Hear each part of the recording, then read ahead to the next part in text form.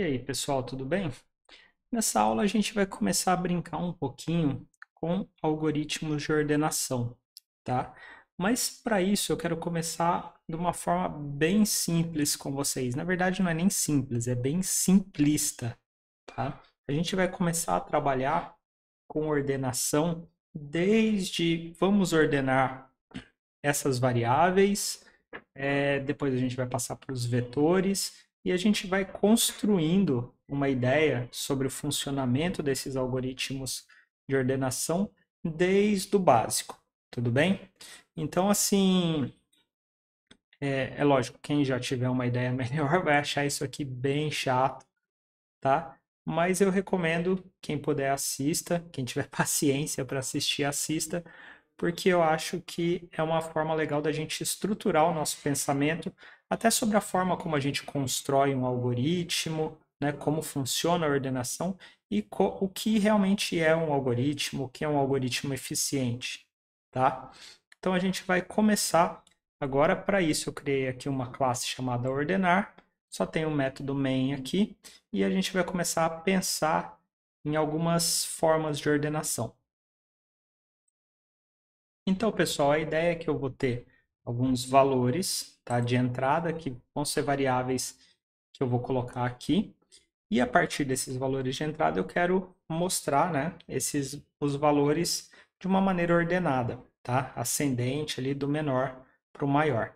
Então vamos começar. Eu vou começar criando uma variável, vou chamar essa variável de A e uma variável, né, do tipo inteiro, e vou dar um valor aleatório para ela, por exemplo, 42, tá? Então essa é a minha variável A com o valor 42. Se eu falar para vocês, ordenem, né, essa variável, mostrem ela de uma forma ordenada. O que vocês fariam? Simplesmente eu vou mostrar o valor de A, porque eu só tenho um valor, então ele automaticamente já está ordenado, né? Não tenho dois valores ali que um é maior do que o outro, eu só tenho A. A é 42, ele está na ordem, independente de que ordem seja, porque só existe ele, tudo bem? Então, bem basicão, ó. Aqui, A 42, então eu mostrei esses valores de uma forma ordenada. Bom, mas vamos então colocar um segundo valor. Vou colocar aqui int b igual a 33, tá? E agora eu vou falar para vocês, eu quero mostrar isso aqui de uma maneira ordenada, tá? Ah, professor, então eu posso simplesmente mostrar aqui system out print lnb e depois A, porque eu estou olhando aqui que um é 42 e o outro é 33. Pode, mas não é esse o objetivo, né? A gente quer que o computador faça essa ordenação de alguma forma. Então, vamos colocar uma primeira regrinha aqui nesse nosso algoritmo, tá? A gente sempre vai mostrar as variáveis na ordem ali que elas forem definidas. Então, A, B, C, independente dos valores contidos. A gente sempre vai mostrar A, B, C que a gente criar aqui, tudo bem? Então, se eu fizer dessa forma, automaticamente já não está mais ordenado. 42 é maior do que 33. Então, eu preciso, na verdade, inverter esses valores, tá? E como que a gente faz isso? E aqui já vem um primeiro conceito aí importante. Eu não posso simplesmente chegar aqui, bom, já que eu tenho que inverter, eu vou fazer A igual a B e B igual a A. Isso aqui não funciona, certo?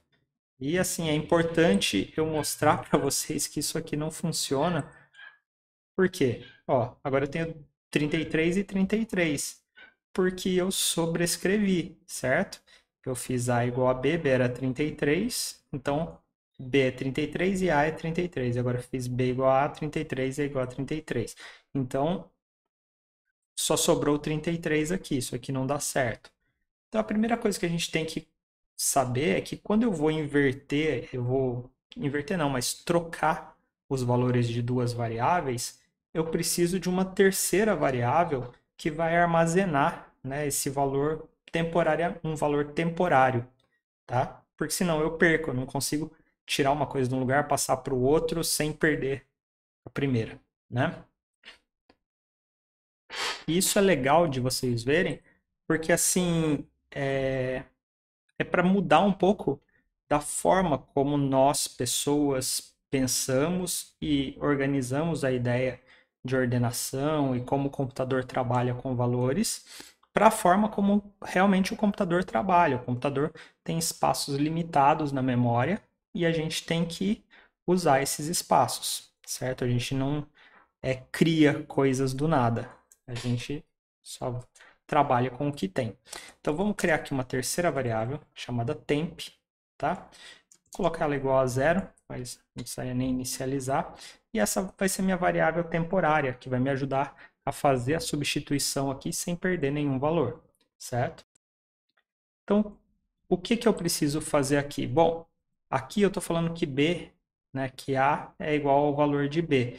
Então, automaticamente aqui eu estou perdendo o valor de A. Então, a primeira coisa que eu tenho que fazer é variável temporária é igual a A. Eu vou guardar esse valor de A para que eu não perca. Aí aqui, beleza. Eu peguei B e coloquei no lugar da variável A. Aí agora o B, o que que eu vou fazer? Eu vou pegar o valor da variável temporária, certo? Então eu uso ela como um espaço de armazenamento temporário ali para que eu não perca nenhum valor, tá? Vamos executar para ver o resultado. E agora ele exibiu de forma ordenada. Mas como vocês devem ter percebido, eu também estou, de certa forma, roubando aqui, né? Por quê? Porque e se aqui eu estou fazendo isso ainda de uma forma que é dependente dos valores? Eu sei que B é menor do que A, então eu estou invertendo os valores. Mas o computador não sabe disso, tá? E se esses valores tivessem trocados, tá? Aí eu inverteria e daria errado. Então, o que a gente precisa fazer aqui, pessoal, é refazer esse código de uma forma que os valores que estão aqui, vamos supor, isso aqui é invisível para a gente. Aqui vai ser uma incógnita e aqui vai ser uma incógnita, tá? Lógico, a gente tem que colocar algum valor aqui, mas eu não sei que valor é esse. É o computador que vai ter que verificar que valor é esse e ver se um é maior ou menor do que o outro, certo? Então, mais uma regrinha aí para a construção aqui do nosso código. Esse código tem que ser independente desses valores que estão aqui, tudo bem? Então, como que eu faço para ele ser independente desses valores que estão ali? Eu tenho que usar algum tipo de comparação para saber, né, se um valor é maior ou menor do que o outro, tá? Então aqui o que a gente vai fazer é, se eu quero saber se B é menor do que A, se ele for menor do que A, então eu tenho que trocar, certo? Porque se B for menor do que A, ou A for maior do que B, né? Acho que fica mais claro se a gente colocar assim. Se A for maior do que B, tá? Então a gente tem que fazer essa troca aqui para que eles sejam exibidos da forma correta, porque A tem que ser sempre o menor valor e B, então, é o próximo valor, tá? Vamos executar isso aqui para ver se funciona. Ó, funcionou. E se eu inverter, vamos trocar de 42 para 10. Será que ele ainda exibe corretamente? Clico aqui no Run, 10 e 33. Então a gente já tem aqui alguma coisa acontecendo. A gente já tem um princípio aí de um algoritmo de ordenação, né? Bem princípio mesmo. Bom, e se a nossa ideia aqui é chegar em um algoritmo de ordenação aí que possa lidar com qualquer número de valores, né, de números inteiros, então o nosso próximo passo aqui seria adicionar, né, um terceiro valor. Então a gente vai adicionar aqui o C e vamos colocar aqui um valor, por exemplo, 15, tá? E como que eu faço então agora para esse meu algoritmo funcionar, tá? O que que a gente precisa fazer aqui para começar a ter algum resultado? Vocês veem que a coisa está começando a ficar um pouquinho mais complicada, certo? Então vamos pensar aqui, vou ter mais comparações, né? E vou ter mais substituições, dependendo aí dos valores que eu tenho. Então, o que eu posso fazer aqui? Vamos ver. Aqui eu estou verificando se A é maior do que B. A tem que ser o menor dos valores, né? Já que estão em ordem. Então, se ele é maior do que B, eu tenho que trocar A e B de posição. Bom, eu posso vir aqui então e de repente fazer a mesma coisa com C, né? Vamos ver? Se A for maior do que C, aí eu vou inverter A e C. Então, vou fazer tempo igual a A igual a C e C igual a temp. Vou fazer essa substituição aqui. E lógico, aqui eu tenho que imprimir, né, os valores na mesma ordem ali que eu declarei. Então, eu vou imprimir A, B e C. Qual que será o resultado disso aqui? Vamos ver. Executando. 10, 33 e 15. Bom, ele não está resolvendo essa situação aqui ainda, tá? Por quê? Porque ele vai comparar 10 e 33, aqui não vai ter substituição. Ele vai comparar 10 e 15 e também não vai ter substituição, né? 10 é menor do que 33 e 15. Então, 10 já está no lugar certo. Então, o que tem que substituir aqui é B e C, né? Então, mas eu não posso simplesmente fazer essa substituição. Eu tenho que realmente olhar e ver se B é maior do que C, antes de substituir. Então, aqui agora eu vou fazer assim, if B for maior do que C, então temp igual a B, B igual a C e C igual a temp. E assim eu substituo os valores. Eu acho que agora a gente já vai ter algum resultado. 10, 15 e 33, ó. Então, ó, estamos chegando em algum lugar, tá? E assim, eu acho que já dá para enxergar também que a gente tem algum padrão aqui, tá? Mas antes da gente falar disso, vamos testar alguns casos diferentes. Vamos testar quando está tudo invertido. Vamos fazer, por exemplo, 3, 2 e 1. Será que meu algoritmo funciona nesse caso? 1, 2 e 3, ó, legal. O outro caso seria quando o valor maior está na segunda posição. 2, 3 e 1. Tá? Será que ele ainda funciona? 1, 2 e 3. Show. 2, 2 e 2. Bom, aqui não tem nada que fazer. Ele vai mostrar 2, 2 e 2. Se eu colocar 1 aqui também. Então, parece que a gente tem um algoritmo que cobre aqui os casos possíveis aqui para quando a gente tem três valores. Vamos deixar o 3, 2, 1 aqui para a gente fazer os nossos próximos testes. Tá? Então a gente está começando a chegar em algum lugar e está começando a aparecer um padrão aqui, né, no meu código. Mas eu acho que vai ficar mais claro ainda quando a gente adicionar um outro valor aqui. Então vamos lá. Então eu vou colocar aqui agora o valor d, int d igual a 0, no caso, tá? E vou colocar aqui o print do d. E agora, bom, eu tenho que garantir que A é menor do que o D. Então, eu vou fazer isso aqui embaixo, né? A tem que ser sempre o menor dos valores, então eu vou verificar A é maior do que o D. Se A for maior do que o D, eu vou fazer essa substituição. Tá. O B também tem que ser menor do que o D. Então, eu tenho que verificar da mesma forma que eu faço, que eu tenho que inverter, né? Copiei, colei e não arrumei aqui. Tá. O B é menor do que C, mas o B também tem que ser menor do que o D. Então eu tenho que verificar se ele é maior do que o D. E se ele for maior do que o D, aí eu vou fazer uma substituição aqui também. Então B vai virar D e D vai virar temp. Certo? Bom, será que isso aqui já funciona? Vamos executar.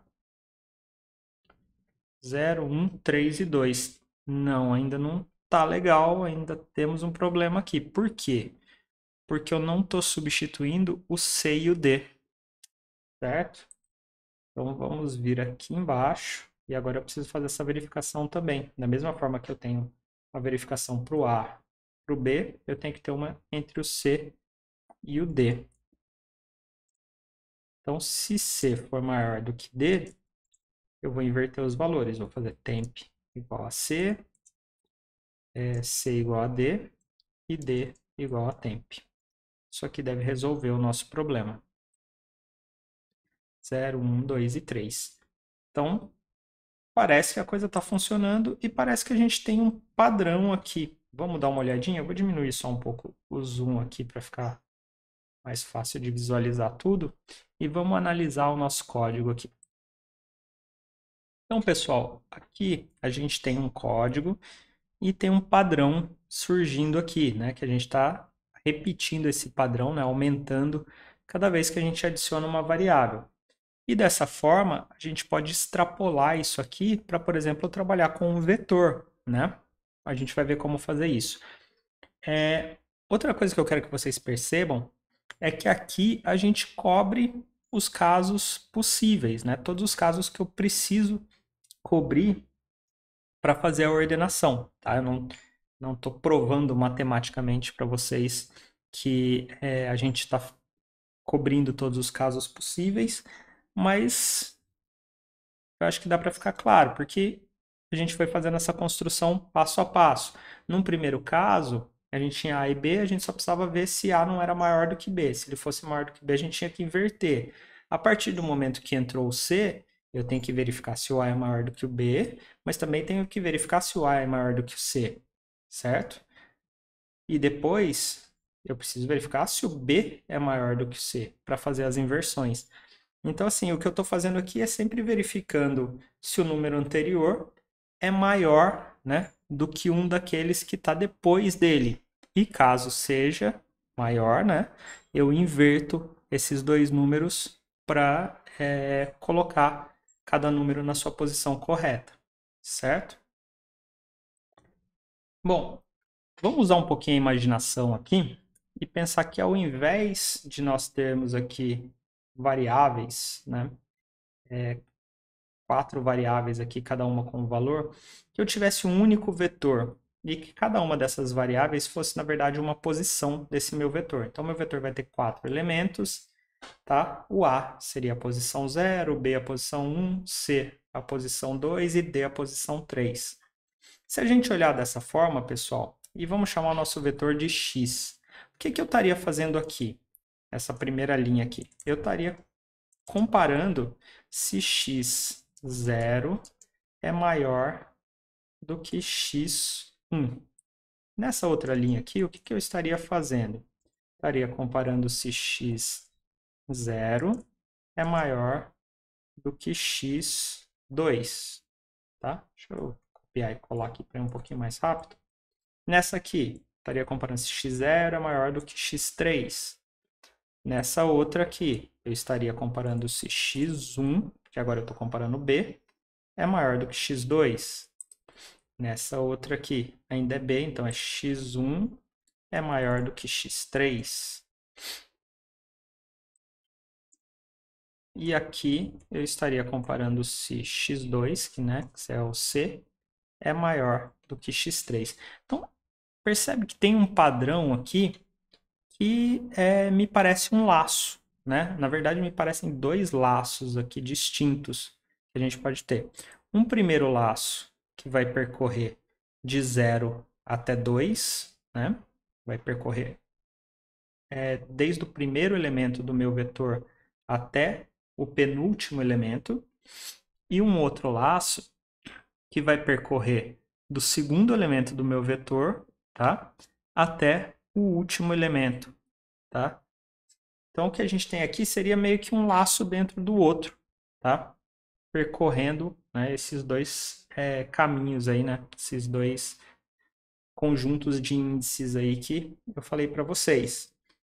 E as substituições aqui são substituições dessas posições do vetor. A única coisa que eu não tenho dentro do meu vetor é a variável temp, né? Então, eu tenho que ter uma variável temp além do vetor para poder fazer isso aqui. Então, vamos extrapolar isso aqui para um vetor. Vamos ver como que isso aqui funcionaria, tá? Vou pegar aqui, vou comentar esse código para a gente ter ele aqui como referência. E vamos começar a trabalhar com vetores. Ou até melhor, pessoal, vou ir até um pouquinho mais devagar para não gerar dúvidas. Tá? Antes da gente pensar nos laços, vamos substituir isso aqui por vetor mesmo, tá? Para ver como funcionaria. Então eu vou criar aqui meu vetor x, opa, 20x, e já vou inicializar com esses valores que estão aqui. Então vai ser 3, 2, 1 e 0, certo? E agora eu vou tirar aqui o A, B, C e D. Vou usar o vetor no lugar. Tá? Então, ó, gerou um monte de erros aqui. Agora a gente vai substituir o A e o B pelas posições do vetor, para ver o que está acontecendo. Então eu vou substituir aqui, ó. Onde tiver A, eu vou substituir por x0. Tá? Bom, basicamente é isso. Mas para facilitar um pouquinho a vida, pessoal, e vocês não terem que ficar esperando eu fazer um por um, eu vou usar aqui o Visual Studio Code, tá? Colocar aqui, buscar a palavra inteira e vou falar assim, substitui o que for A por x0. É um pouquinho mais fácil. Se vocês forem fazer isso, só não esqueçam de marcar isso aqui, porque senão ele vai substituir tudo quanto for A, né, que tiver aqui no código e não apenas o que tiver na variável aqui, tá? Então, substitui. O que é B, eu vou substituir por x1. Então, B vai virar x1. C vai virar x2. E D vira x3. Então, estão substituídos aqui. Vamos lá, confira 0 e 1, 0 e 2, 0 e 3, 1 e 2, 1 e 3, 2 e 3. Será que isso aqui funciona, gente? Vamos ver. Executar. Olha só, funcionou de primeira, hein? Quase um milagre isso aqui. Show. Então, agora a gente já pode olhar para isso aqui, né? Enxergar como isso aqui funciona sendo um vetor. E a partir do momento aqui que eu enxergo isso como um vetor, tá? Eu acho que vocês conseguem enxergar talvez esse padrão aqui, né? Onde eu posso pensar em um laço, tá? Ó, um laço que começa em 0 e vai até aqui 2, que é a penúltima posição. E, né, para cada posição do meu vetor, ele vai, no caso aqui do 0, de 0 mais 1 até a última posição do meu vetor. Então, vai de 1 até 3. Aqui, no caso, ele vai de 1 mais 1, né, que seria 2, até 3. E aqui de 2 mais 1 até 3. Então, a gente tem um padrãozinho aqui que a gente pode transformar em laço. Vamos ver como fazer isso? Então, vou vir aqui, tá? Vou deixar esse código aí por enquanto, daqui a pouco a gente remove ele. Vou criar aqui um for. Então, meu for vai ser int i, que vai começar em 0, tá? Estou pensando aqui num for que vai percorrer aqui essas posições aqui que estão do lado esquerdo, tá? De 0 até 2. Então, ele vai começar em 0 e ele vai ser executado enquanto ele for menor do que x.length menos 1, tá? Por quê? Vamos lá, vamos pensar nisso aqui, tá? Para não ter confusão. Ele vai começar em 0, vai executar quando for 0, vai executar quando for 1, tá? O x.length é 4. Então ele vai executar enquanto for 1, porque 1 é menor do que 4 menos 1, né? 3, 1 é menor do que 3. Vai executar quando for 2, porque 2 é menor do que 3, tá? Mas não vai executar quando for 3, porque 3 não é menor do que 3, certo? Então a gente tem, nesse caso, um laço que vai da primeira posição do vetor até a penúltima posição do vetor, tá? E eu vou precisar também de um laço que começa na próxima posição do vetor, tá? Ou seja, começa depois aqui do i, né? I mais 1, e vai até a última posição do vetor, tá? Então eu vou ter aqui um laço interno que vai ser assim, ó. Começa, vou chamar de j, né? Minha variável de controle. Vai começar j é igual a i mais 1. e vai executar enquanto j for menor do que x.length. J mais, vai incrementando de 1 a 1. Então, o que eu estou fazendo aqui? Vamos pensar aqui, ó, quando o i for 0, aqui ele vai começar com 0 mais 1, que é 1, tá? Então, ele vai começar em 1, beleza? O i é 0, o j é 1. E aí ele vai até, aqui no caso o x-length é 4, então ele vai até, né, j for menor do que 4. Então, no caso, ele vai até 3. Vai executar para 1, 2 e 3. Beleza. Terminou esse laço, saiu. I era 0, passa a ser 1. Tá. Entrou aqui.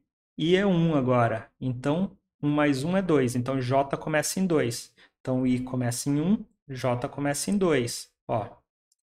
Então, parece que a coisa está funcionando. E vai até 3, né? Que é menor do que 4. Beleza. E aí, quando ele pular para o próximo, né? I aqui vai ser, no caso, 2. Vai ser 1, depois vai ser 2. E aí vai ser 2 mais 1 aqui. Então, parece que funciona, né? Parece que a gente consegue pelo menos replicar essa estrutura, né? Para percorrer essas posições. E aí, feito isso, então, o que eu preciso? Fazer essa comparação aqui dentro, tá? E como que eu vou fazer essa comparação dentro do laço? Eu não vou mais comparar os valores, né? Os índices fixos. Eu vou usar I e J. Então, o que está do lado esquerdo aqui, eu vou substituir por I. E o que está do lado direito, eu vou substituir por J. Então, eu vou fazer if x i for maior do que xj, então faça a substituição. E qual que é essa substituição? Temp passa a ser igual xi, né? Vamos pegar esse primeiro aqui como exemplo, mas isso a gente pode extrapolar para todos. Vocês vão ver que sempre segue esse mesmo padrãozinho aqui, tá? O que está do lado esquerdo é o que está aqui passando para o temp, depois é o que recebe do que está do lado direito e assim por diante. Então, temp é igual a xi, tá? Xi é igual a xj e xj é igual a temp.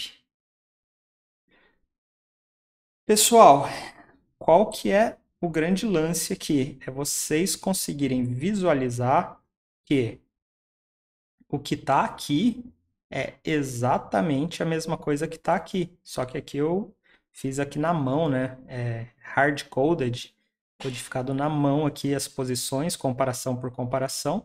E aqui eu estou usando o laço para fazer essas comparações, tá? Mas é exatamente a mesma coisa. Ele vai fazer essa comparação e, se precisar, essa substituição. Vai fazer essa comparação e, se precisar, essa substituição. E assim por diante, tá? Vamos ver se isso funciona? Tá? Por enquanto, eu vou deixar esse código aqui, mas eu vou comentar, tá? Não é ele que está ordenando. Vou manter aqui os prints e vamos executar e rezar para a coisa não quebrar. Executei. Olha lá, ordenado de primeira de novo. É muita sorte para um dia só, hein? 2 acertos de primeira. E o mais legal, pessoal, eu posso vir aqui agora e adicionar outros valores aqui no meio e, na teoria, meu algoritmo vai funcionar. A única coisa que não vai funcionar é a exibição aqui embaixo, porque aqui eu estou exibindo, né, na mão cada posição. Então, o ideal é a gente pegar e transformar isso aqui num laço também para poder fazer essa exibição. Vamos fazer isso? Eu vou tirar aqui esse código que está comentado, que eu já não preciso mais. E aqui também eu posso até tirar esse código. O que eu tenho aqui é um laço que vai da primeira posição até a última posição, tá? Eu posso, eu usei o i aqui em cima, né? Então o i era válido aqui dentro e usei o j aqui. Então ele era válido aqui dentro. Aqui fora não, aqui eu não tenho i, né? Então eu posso usar o i novamente, tá, pessoal? Isso é uma coisa que vocês têm que ter muito cuidado, porque é um erro bem comum que eu vejo os alunos cometerem, né? Não entendem essa questão do escopo, tá? Da variável. Você está usando ela dentro desse bloco e está usando ela dentro desse bloco. Aqui fora, ela, né, fora desse bloco, você já pode reutilizar ela aí para outro propósito. Então, vou fazer aqui i igual a zero, i é menor do que x.length, tá? Não vou colocar menos 1 aqui porque eu quero ir até a última posição do vetor. E vou incrementando i de 1 a 1. Então, eu vou de 0 até a última posição do vetor. E o que eu faço aqui dentro é simplesmente exibir, né, os valores, o valor que está naquela posição. Então, eu vou exibir xi. Feito. O que é esse erro? Apaguei o x aqui sem querer. Vou tirar esse código daqui. Vamos testar para ver se está funcionando. Deixa eu limpar aqui. Executar. Está funcionando. Vamos tentar adicionar mais um valor aqui. Vou colocar um 5 aqui. Vamos ver o que acontece. Executei. 5 veio aqui para o final. Vamos vir aqui na terceira posição. Vou colocar um 99. 99 foi lá para o final. E se eu colocar, sei lá, um outro zero aqui no meio? Será que não vai quebrar meu algoritmo ter dois valores iguais? Os dois zeros foram lá para o começo.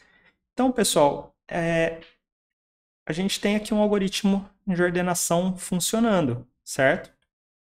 É um algoritmo bem simples, está longe de ser o algoritmo mais eficiente, tá? Existem algoritmos de ordenação bem mais eficientes do que esse, mas é super didático, tá? O que eu quis aqui foi justamente isso.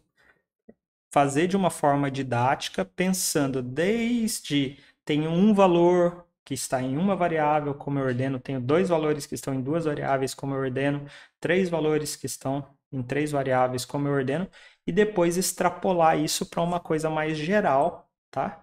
Que possa ser usada com qualquer número, né, de valores aí dentro de um vetor, tá? Que foi o que a gente conseguiu aqui. Tudo bem?